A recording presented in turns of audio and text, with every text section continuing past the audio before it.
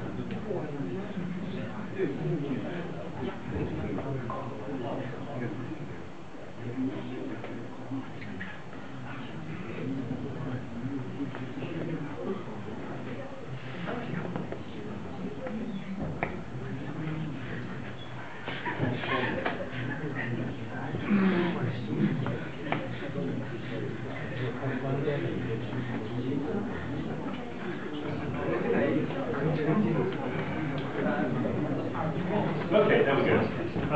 Right. Technical hitch.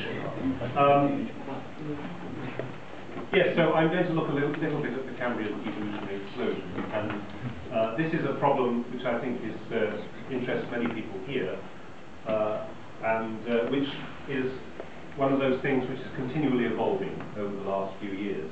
And I've been involved with it several times over the last 20 years in various contexts. But fortunately, I can go quite quickly through the first part because we've already seen how, if you take the early Precambrian history, we have a pretty good idea now, going back to about 3.5 billion years of the early evolution of the planet. At least 3 billion years ago, the appearance of cyanobacteria altering the atmosphere. Rather later than that, the appearance of oceanic, planktonic algae, which probably increased the oxygenation of the atmosphere rather rapidly. And commensurate with this, at some point there was the appearance of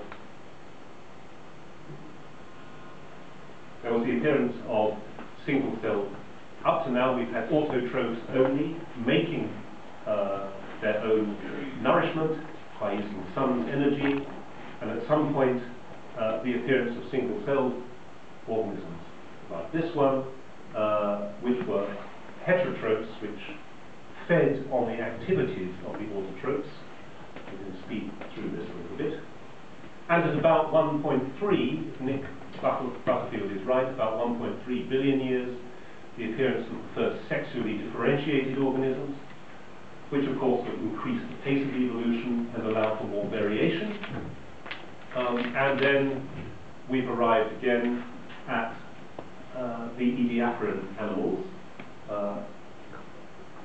where for the first time, apart from mats and films, bacterial mats and films which achieve large size by using very small organisms, but at this time organisms start getting large size.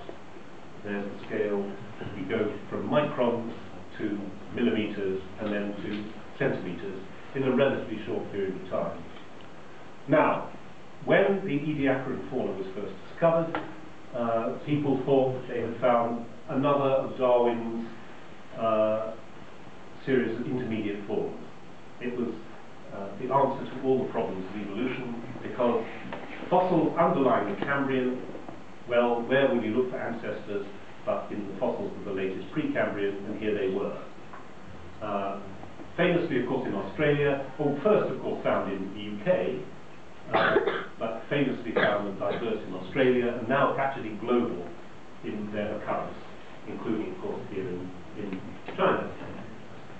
Well, the more these organisms have been studied, the more mysterious they seem to be. I've shown that one already. These are pleated, rather complex organisms. They used to be thought to have simple bilateral symmetry, but I think when people have studied them in more detail, like Dick and Sonia here, most people now accept that the left and right-hand side of this particular organism are slightly displaced. They're not simply bilaterally symmetric. Some seem to have defined head regions and are bilaterians. Others, well, they're more puzzling. I was very enthusiastic at one stage about finding a trilobite ancestor among this fauna. I'm much less enthusiastic now. The more you look at them, the less likely it seems to me that they have simple ancestral relationships. These things have been a puzzle. Some people think that they are proto-echinoderms. Other people disagree profoundly with that. If you believe Dolph-Xylacher, and it's a good idea to believe Dolph-Xylacher a lot of the time, the structure of these organisms internally, a series of what he called a quilt, is rather different from that of most other metazoans. They have internal partitions and chambers of a very odd type. So it looks like that many of these ediacaran animals, 600 plus or younger million years, are not actually on the main line of Metazoan evolution after all. I've just been, and this is a photograph I took, to Mistaken Point in Newfoundland, where some of the most famous and beautiful of these fossils are concerned. They have an extraordinary internal structure, quite complex, which seems to be fractal, rather like the vegetable we know as cauliflower. Repeated internal structures, not really very like any other organisms that I'm familiar with. And some of them quite large, they sort of size. Well, we know there were a few organisms in the late Precambrian that are somewhat recognizable and related, perhaps at the Cnidarian level, to living organisms. These animal embryos from Doshan are a very famous and new addition from China, not the best photographs, I'm afraid. I took them from old publication. But these are, again, an indication that there were animals, but this time small in the late Precambrian. But actually assigning them to groups has been a little controversial. There may be people here who've worked on these things. Perhaps more convincing are the fossils at least about 1 billion years ago of testate amoebae, the fossil being on the left and the modern representative on the right, that have been found, for example, in the Grand Canyon, which show that at least at 1 billion, well, we've already got sexual differentiation, but we've probably got large-ish single-celled organisms, quite comparable to those still living, but not complex animals which we can relate readily to organisms still living. Well, most people these days seem to think that the common ancestor of larger animals, metazoans, was something like this, the acebulate flatworm, entirely soft-bodied and with no fossil record. So we don't, if this is right, then the ediacaran animals are something else, and probably not on the main line of organismic or animal evolution. And of course, as you know, when we arrived, and I've already mentioned this, at the Cambrian, we suddenly start finding in a variety of organisms things bearing sclerites and shell, which are frequently plated with large numbers of these small units. A lot has been discovered about these over the last few years, and some really quite intelligent reconstructions of these animals as proto-mollusks and proto-brachiopods have been made. The appearance of hard parts simultaneously remains one of the most interesting questions in the history of life. I briefly alluded to it before. what you have to do, this is Pete Sattler, who we were talking about earlier, is collect bed by bed through these sequences and see what happens and in what order. But there is an assumption that what you find in the rock sequence is a true narrative, a real narrative of geological time and the biological events. So we're back to that problem of Darwin again, about how faithfully does what you find in the rocks reflect what was really going on in the world in evolution. And that's a question I'll come back to. It's certainly true that in many sections around the world you go through something with Ediacaran fossils into something with Cambrian fossils and shells, and a sequence of Cambrian fossils in the early Cambrian, which is broadly similar in other parts of the world.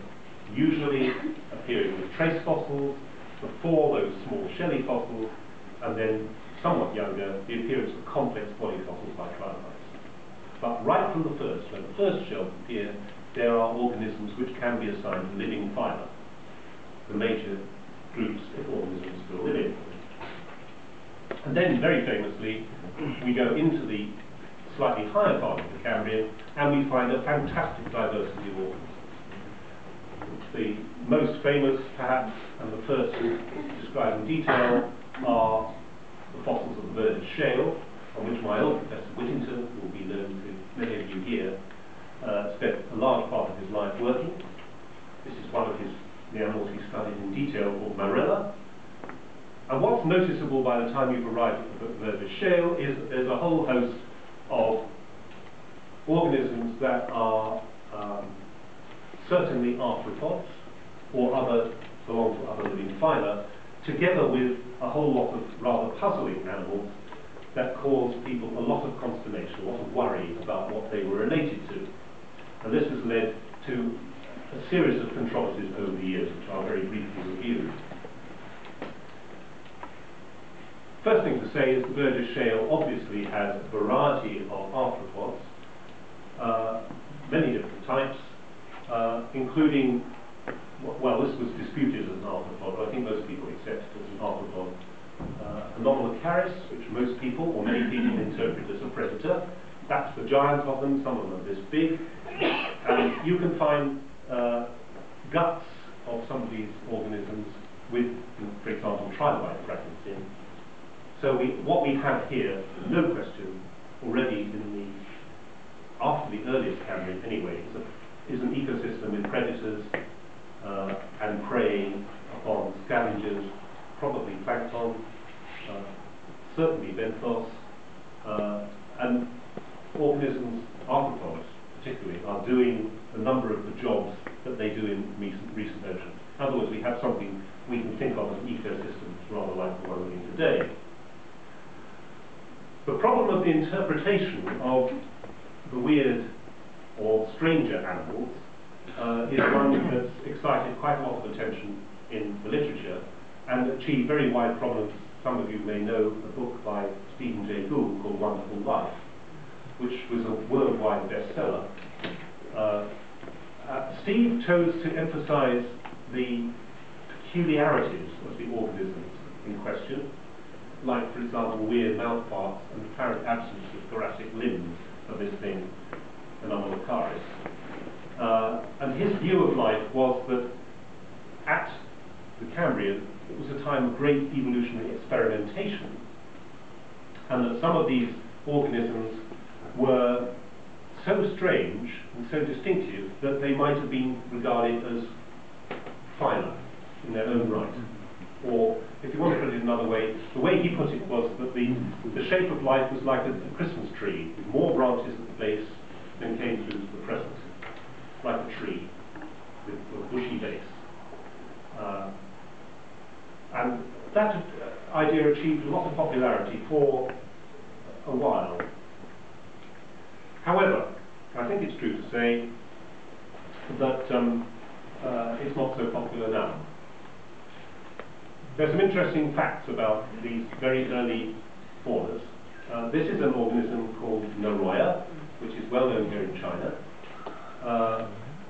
This goes right back to some of the earliest Cambrian faunas. Most people think these days it's related to trilobites. This is a model of it, I hasten to say. I don't know if they were pink. It's got antennae sticking out the front. But unlike trilobites, it has no calcified cuticle, so it's uncalcified, and no free thoracic segments. But it's a fairly distinctive creature.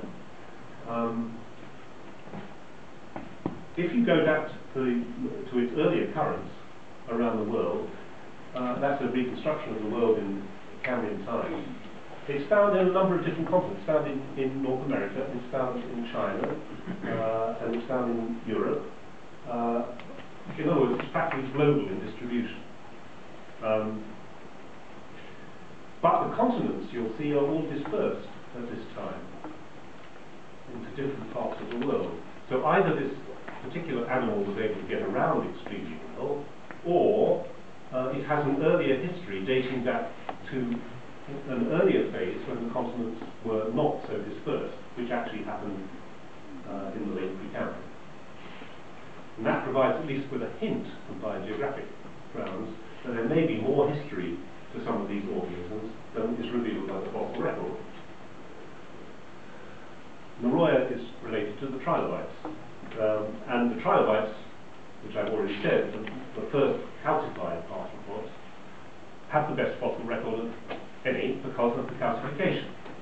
Now, when they appear in the early Cambrian, which they do in many parts of the world, they too are differentiated into different species in different areas. In fact, some are quite different in some parts of the world. The ones here in China are very different, for example, from some in Morocco and some in Russia. Now, Naroya and trilobites are related. Trilobites have a calcified cuticle, and if trilobites are a natural group, they all descended from a single calcified ancestor. The problem here is that of that ancestor we don't have any trace. What we do have is the first appearance of trilobites, different trilobites in different parts of the world. Now, the implications I drew as a trilobite man was that there must be an earlier history of trilobites that we don't know about, if they were calcified. Now, going back to Naroya, which is a sister group, or related to trilobites, more primitive, probably, the inference was that that too would have had an earlier history, even older, to give rise to the first trilobite, if you like, which would then differentiate around the world into different species. So my first inclination was towards thinking that whatever we find when we're collecting up with some of those rock sections, we must be missing something. Meanwhile, this is from a book by Mark McMenamin, which appeared after Gould's Wonderful Life. And he swallowed, hook, line and sinker, to use an English expression you won't know, he swallowed completely the idea of Gould about many phyla in the Cambrian. You'll see it here. Many phyla that are now extinct first appeared in the Cambrian. As many, he said, as 100 phyla may have existed during the Cambrian.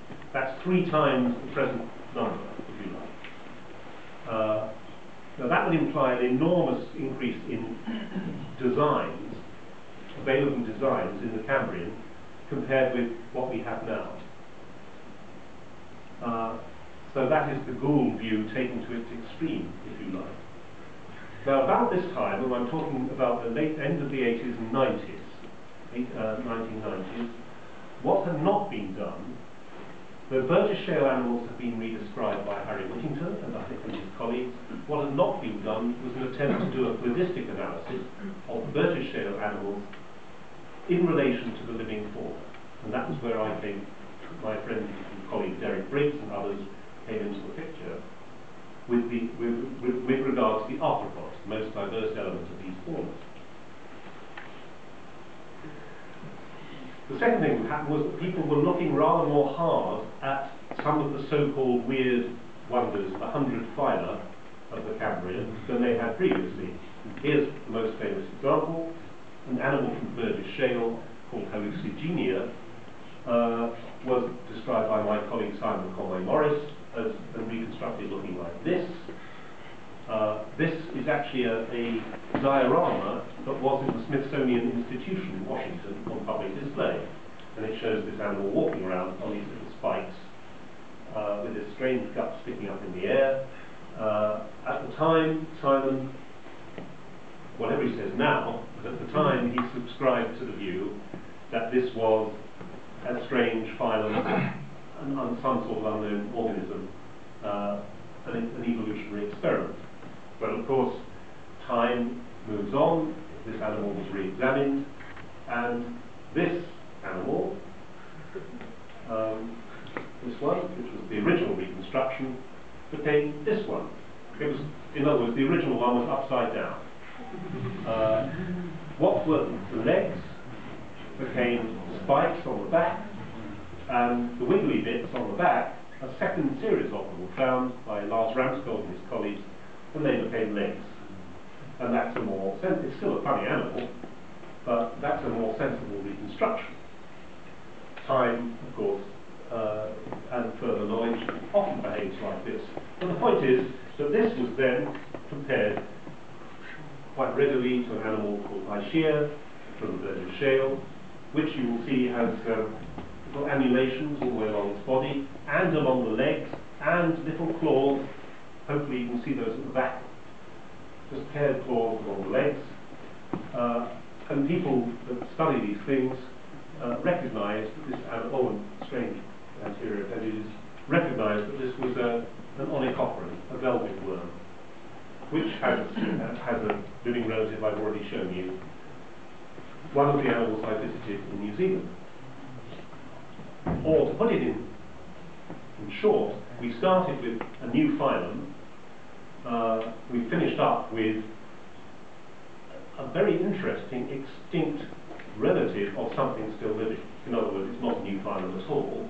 It fitted it quite conveniently into the history of life. What these animals did was move from the sea to the land like many others. But this was actually very interesting because, particularly when the ore fossils here in China were discovered, it was realized that the onychophora, this rather obscure group, or logopods I should really call them, were more diverse in the Cambrian than they are now. And this actually turns out to be quite a common theme in the Cambrian fauna. There was an explosion of these forms, which were then weeded out. Few survived. But there are a few enigmas that still remain. This is an earlier reconstruction of a thing called Opavinia, which, although it's claimed as an arthropod or an onychophoran, in my view, is not totally resolved. Now this links up with another idea, which I should explain very briefly. There was an idea that was obviously attributed to a lady who worked in the Natural History Museum when I first arrived there in London, Sydney Manson, was that the arthropods, the joint-legged animals, had appeared polyphyletically, that is, from more than one ancestor. Here are various groups. She thought from an annelid ancestor, in fact, or from a series of annelid ancestors marked in white. In other words, arthropodization was an event of acquiring a cuticle, like all living arthropods, which happened a number of times. Trilobites, crustaceans, myriapods, insects, forget about those for the time being, and that's the spider group there. That's a hypothesis which is amenable to testing. In fact, if you analyze the fossil arthropods of the Burgess Shale at the time, or indeed the Chenjiang ones known from China, along with living arthropods, this is not supported. The point is, you could have an evolutionary explosion of the Cambrian, in which a number of animals, as it were, turned into arthropods by getting an external cuticle, if Manson was right. But by analysing the data properly, and this is completely, I know this, you can't read the details, I don't want you to either. This is a cladogram, the first one that we did, Derek Briggs and my other colleagues, of living arthropods, which are in bold, this lot, together with the Burgess Shale arthropods in italics, the extinct ones. Now, the most significant thing, many details have changed, but what this showed right from the start was you could actually fit into an evolutionary tree most of the Burgess Shale fossils interspersed, as it were, with living arthropods. It made much more sense, in other words, to have this using, I might say, Ischia and Periphetus, the lobopods of the outgroup here. It made much more sense to think of all the arthropods having evolved from a common ancestor, not polyphily, but monophily. Now, everybody, as far as I know, accepts this now. So the polyphyletic view is out. It does have implications, though, for evolution, because if you have a lot of these things appearing together from different parts of the tree in the early Cambrian, then you have earlier evolutionary steps to get there from that common ancestor. And the earlier evolutionary steps require time. So if they all appear in the Cambrian, you've got to have something, at which part of the Cambrian, of course, you can argue, you've got to have more time available for that early evolution. I saw this as a problem, and I still do think it's a bit of a problem. Just to show you, this has been reiterated several times, this particular data, with larger and larger data sets. This is one that I had a very good, brilliant student called Matthew Wills, who did much more sophisticated analyses than I did. But they still showed the same picture of descent from common animals in a number of groups. And the only thing I'm going to point out to you here, if I can find it, is here, that's right. You can't read it, but the trilobites, which, remember, Charles Darwin would have thought were the most primitive arthropods, because they were the only ones known at the time. The trilobites are in here. They actually turn out to be quite derived up the tree. So back to Naroya, there would be earlier steps taking us down the tree before we get to the common ancestor. So the trilobites are not terribly primitive, you might say. And actually, if you think about it, they've got those sophisticated calcium carbonate eyes. Very advanced, interesting feature in some ways. There are several features that are not primitive about trilobites. All of which this says is that below the first trilobites and below the first arthropods, you need time to arrive at the early morphology, I would say. Meanwhile, and this is another, I'm not going to explain this in detail, Matt Wills also did an analysis to analyze what Steve Gould called disparity, which means difference of design. Remember those claims that there were more weird designs in the Cambrian than you have at the present? In other words, things have been removed to get us our present range of designs. Well, when you actually do a proper analysis of morphology, using some rather sophisticated multidimensional techniques, you find an envelope of variation of living arthropods is about the same as the envelope of variation among the Cambrian. And this is, again, a mixture of living, which are shown actually as squares, and fossils, which are shown as circles, arthropods, inside an envelope of morphological variation. And there's really no particular distinction between the things that are extinct and the things that live now. So, what you can say from this is the arthropods evolved into a huge range of designs by the early and middle Cambrian, but not exceeding that of the present. So the claim that there was more design, as it were, in the Cambrian by Gould was actually wrong. So how do you put this together into a scenario? We've got to think about other organisms besides arthropods, because not only are arthropods descended from a common ancestor, but so are all metazoans. Now, people disagree, and there are differences now from this tree, which is a few years old, not that many years, that major groups include protostomes and deuterostomes, which themselves would have a common ancestor. So you can't get away from the fact, if you've got the arthropods, which are just here, descending from a common ancestor. Well, they share common ancestors with other organisms. The tree would now look a bit different. So they must have a still further history back in time from their common ancestor. Well, we put there the sort of common metazoan divergence at about 1200 or 1000 on this particular diagram. And there's the Ediacaran animals, the vendobionts as Silac called them, often a side branch here. None of those are actually ancestors. None of those will do to fill in these positions. Now, Jim Gayling from Australia was here. I must say this in fairness. He would say, oh yes, there are such and such, I can't remember, Arthur one of these Ediacaran animals is an ancestor. And he would probably explain to you why. I don't think that they are. I think they're probably better regarded as a side branch that actually was very abundant for a very short period of time, but must have diverged from the rest of the animal evolution early on. So this is the hidden bit, pre-explosion. And the actual explosion you have to put in almost on a line along here. It doesn't have many millions of years before them, but it has a few. Now, do we have any other comparable cases of this in the fossil record? Yes, I think we do. This is the evolution of mammals and birds.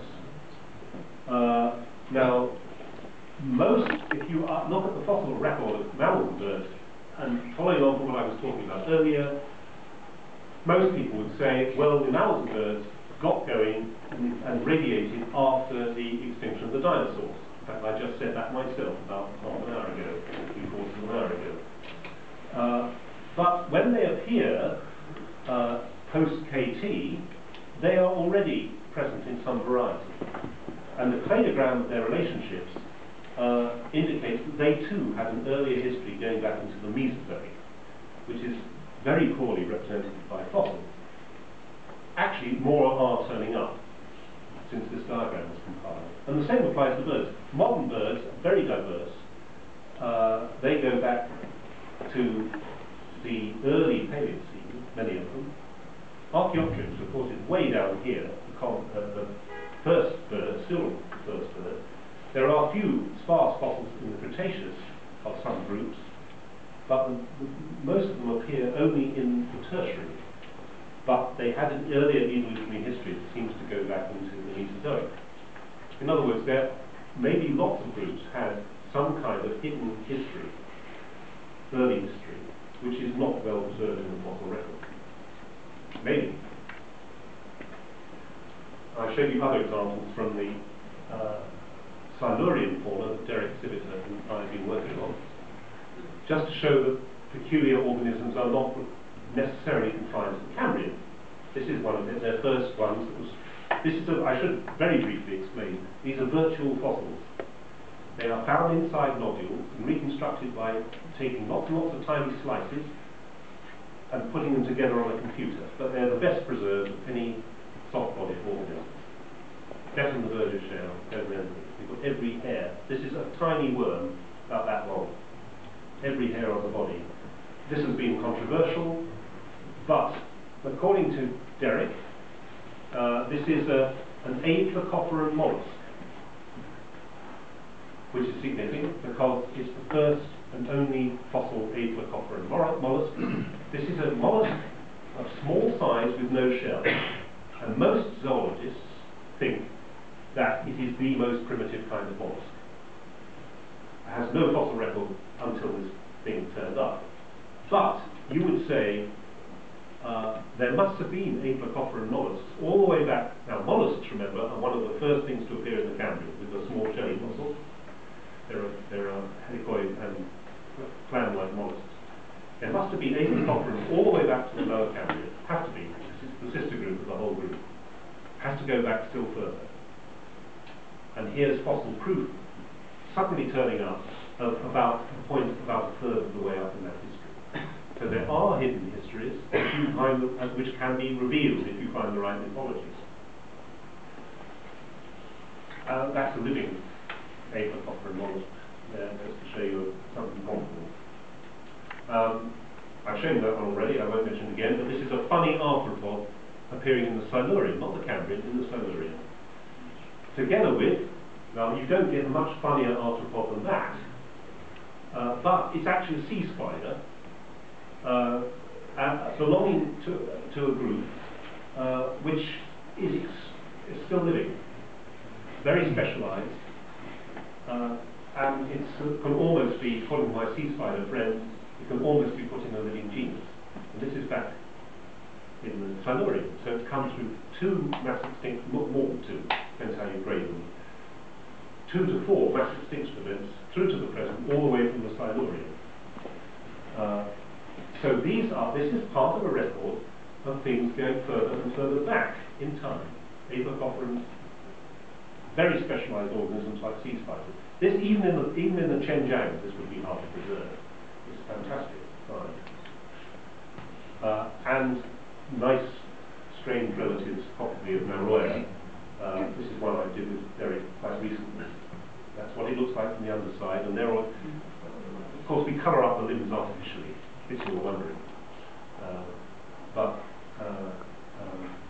fantastic detail on these organisms. This is possibly a descendant of Naroya. And now I'm going to I can do this very quickly for you, this audience, because the knowledge of Lower Cambrian phyla has been hugely extended by the work here and elsewhere in China, but particularly here on the Nanjing fauna and related fauna in China. And these are just images taken from my friend's books about it. Many of the things similar to Burgess shale, of course. This is the limb, that big grasping limb of the Anomalocaris. I showed you on the top of the Burgess shale pictures, the big predator. That's a reconstruction of it. Cambrian, nice bivalve arthropods. There's just as much variety of design, probably even more in the Nanjing than there is in the Burgess shale. That's a thing that's quite like one of the Burgess shale animals. This one has been claimed by my friend Greg Edgecombe as the most primitive arthropod. Fantastic. But what it has, just to show you one feature of its anatomy, right at the front here, it's got exterior eyes on stalks at the front, not in the carapace. Now, those of you who think back to the trilobites and what I told you about those, they actually have the eyes incorporated into the carapace. So if that is a primitive condition, just to show you one example, if that's a primitive condition and the trilobites are derived, then quite a lot of evolution has to happen to get free-standing eyes incorporated into the carapace with their calcium carbonate lenses. The point is, these arthropods, variety of arthropods, all appear together in the Nanjing. There's Naroya, I just talked about, just to prove that the sister group or one of the now complex sister group of trilobites is present there. Beautiful digestive system and glands shown here. And there, of course, are the dear old trilobites with their calcified cuticles. You can see the antennae at the front here, which are possessed by all of these arthropods. Even the antenna is quite a complicated structure, which must have had an earlier history. Brachiopods. Now, very interesting, what we didn't really, we had some evidence in the Burgess shale, but most people, I think, accept that the chordates, our own group of organisms, now go back into the Nanjing and therefore back into the Cambrian. That's another bit of that evolutionary tree that has to have an earlier history that's gone right back to the Cambrian. Well, Nigerian fantastically preserved ctenophores, cone jellies. Nobody could doubt that a cone jelly looks just like ones that do occur on the Arctic Ocean. That's yet another group that goes back into the Nanjing fauna. And now we arrive at some of the relatives of Hallucigenia, that weird spiky animal which has been interpreted upside down. There's a whole variety of logopods related to the Lucigenia in this fauna, showing much richer variety then than there are now. And there are nematomorph worms and a few really puzzling enigmas still, but nothing like the hundreds that Steve Gould would have claimed, or Menabin would have claimed, perhaps 3 or 4. That one really has, well, these have been interpreted in very different ways, should we say. Well, what's going on?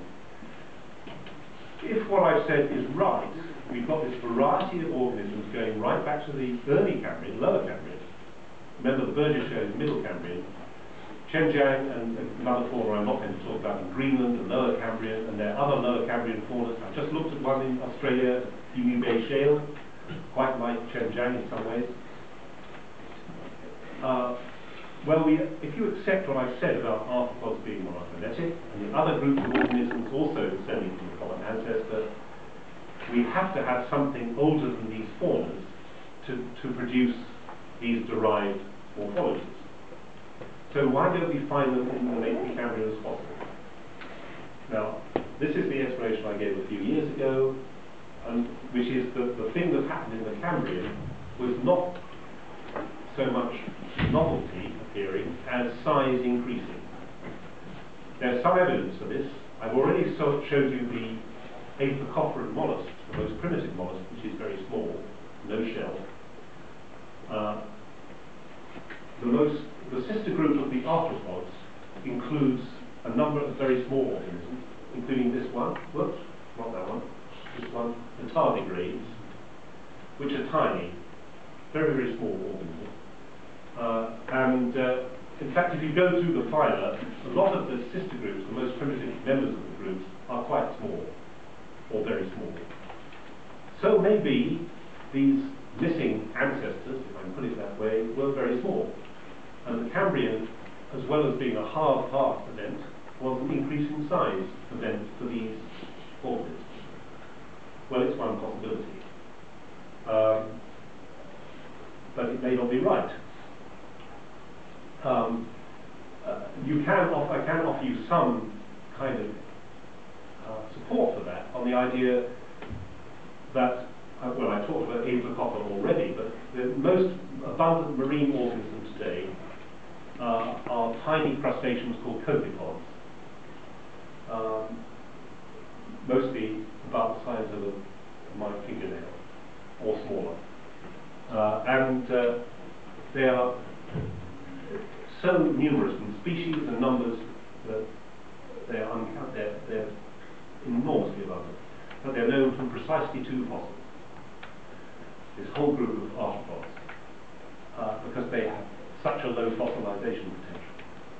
Now, it is certain that there were animals like tardigrades back in the Cambrian and into the Precambrian, because they have to be sister groups to the rest of the arthropods. But we have no fossils of them.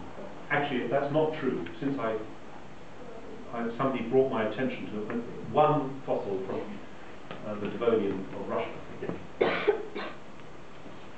So maybe there were a lot of small animals which were doing some of the evolutionary work, but then increased in size to give us the Cambrian evolutionary explosion. Maybe. Well, there are other ways of getting some of these problems.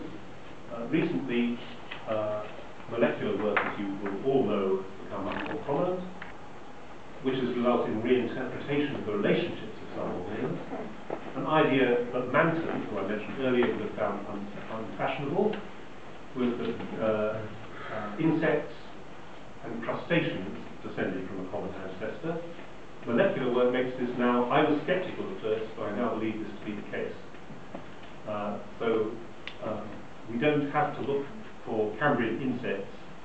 They developed after the Cambrian from one of the crustacean groups. That's a relief, one less to worry about. But trilobites, of course, still go down there. The arachnid group, well, many people think trilobites are part of the group that needs the living spiders. Other people disagree, but there are certainly arachnates belonging to that major group there already in the early Cambrian. And molecular work and other work has sort of altered the evolutionary tree at the high level compared with that earlier diagram I showed you. So, for example, we used to think, and indeed I showed it on one of the earlier diagrams, that annelids and arthropods were likely related in the same group. Nowadays, they're the arthropods, and there's the velvet worms, onychophorans, and so on. And the annelids these days are over here, I think, yes, rather with the mollusks. And most people these days would represent three superphyla of ecdytozoans, lophotropozoans, and deuterostomes, which still hang together. That's the sea urchins, the echinoderms, and the vertebrates, us lot. Well, even then, we all know that all of those are present in the Cambrian, early Cambrian, so we still have to imply an earlier evolutionary history to get the other sponges and jellyfish and so on into the sister group relationship here. But it has these aren't very well resolved on this diagram, it's improved since. But it still implies a still earlier history to develop these different designs. I think that's quite unreadable, I'll miss it. Another line of evidence comes from using molecular evidence to get divergence times. Those of you who don't know about it, I expect most of you do, if you have two organisms, you have a comparable gene, and you have four organisms here, A, B, C, and D, A and B being related, and C and D being related. If you've got a calibrated fossil date for the divergence between those two, you can match it to the change in the genes' genetic sequence during that time, and you can infer the divergence date of the common ancestor of all of them further back in time. So paleontologists turn this diagram upside down. So divergence time here, you get a rate which gives you the divergence time. You get a rate from these two and these two, which gives you a divergence date between A, B, C, and D back in time. This is quite commonly done now to work out when two organisms diverged. And this work I did about 10 years ago now was one of the first with some students. Some of the first to try and see what the divergence times between the phyla were. Because if what I've said is right, that there's a missing Precambrian history, we should get the divergence time between these groups back in the Precambrian, on molecular evidence alone. Well, whoops, this bit. You won't be able to read it. This is just two groups, echinoderms and vertebrates. Now, what most people don't do, even now, is put the huge margins of error bars on these divergence times using multiple genes. They're huge. They are colossal. And they're not, I think, particularly convincing, but they're for Cambrian, and this is earlier than Cambrian. So the divergence times between echinoderms and vertebrates, all of them came in the Precambrian, some of them way back, some of them quite near the Ediacaran, but all of them in the Precambrian. That's one for the proterostomes and deuterostomes which do something similar. So the evidence does support, the molecular evidence does support Precambrian divergence times. But since then, lots more work has been done, and lots more theory has been done, which I haven't time to explain to you today, which has actually brought some of those estimates closer to the base of the Cambrian. Just to give you another example, on a review I did a year or two ago, proterostome-deuterostome divergence from various authors, starting in 1972 and going up to 2001 in this case. With the exception of Ayala, which is well in the Ediacaran interval, most would be, the divergence between these two groups would be in the 700 to 800 million year ago range, which would be in the late Precambrian. So the molecular divergence times do, at least in general, support a Precambrian history in the absence of fossils. Perhaps since I'm running a bit late, I'll very briefly pass over this.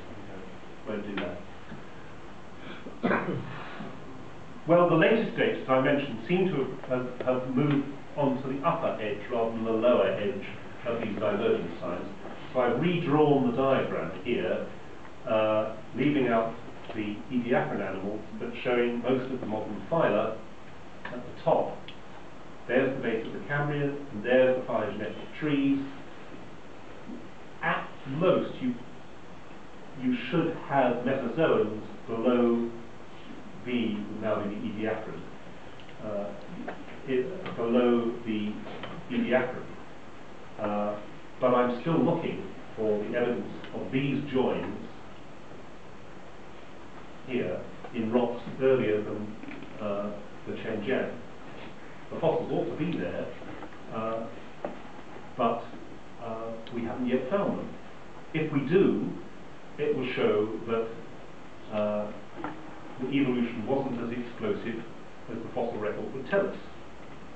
If we don't, then something rather special is happening genetically then, and some people maintain that, and I'm not an expert on this myself, I can't pretend to be, that there is something special happening with the expression of Hox genes at about the base of the Cambrian, which could accomplish rather rapid or extremely rapid change in the expression of Hox genes along the length of the bodies of the animals. Hox genes, as you know, are the patterning genes that control the sequence of events in the expression of organs and so on, and the development of the body.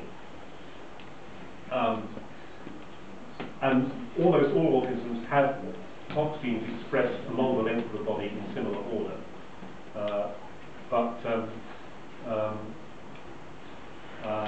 There are differences in the expression of these genes in major groups, and if that could be accompanied very quickly, then you may have a mechanism of generating new designs very quickly.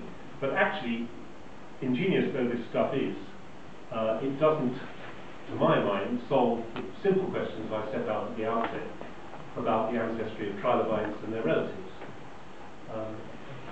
Because calcification, for example, of that particular arthropod of use of trilobite must have happened before the first trilobite fossils we find. And finally, another complication is the snowball earth, which I've already mentioned, in the later Precambrian. If that really wipes the world clean of most of the organisms, except those living in shallow waters around active volcanoes, then that gives us a lower limit on diversification of the Mesozoan organisms at the base of the Cambrian, and puts it about, I can't remember the latest date now. Anybody remember the latest date of snowball earth? No.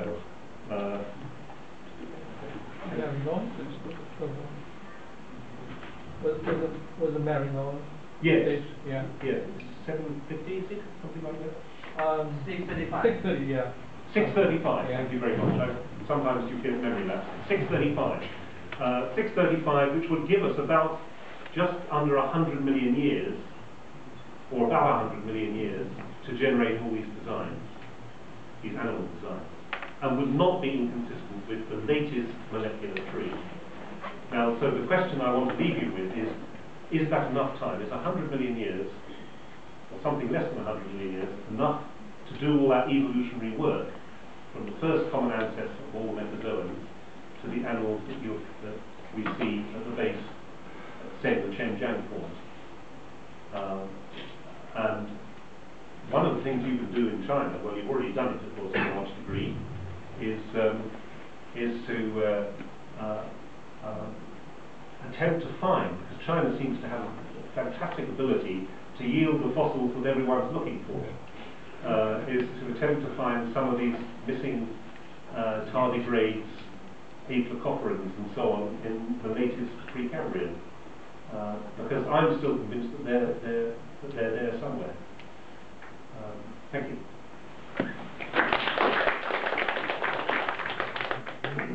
It's almost noon, but because we have lunch box provided, so we still have a little time for discussion, but not too long because the lunch will become cold. Okay, can we have a question from student first? Yes, please. Thank you for your wonderful this lecture, and I want to know your opinion about the corals, the Xinjiang fauna. Maybe someone thinks they belong to the arthropod, but maybe the sister group or the crown group. But I want to know your opinion about this. Oh, right. Yes, I mentioned the position of the Nobel That's the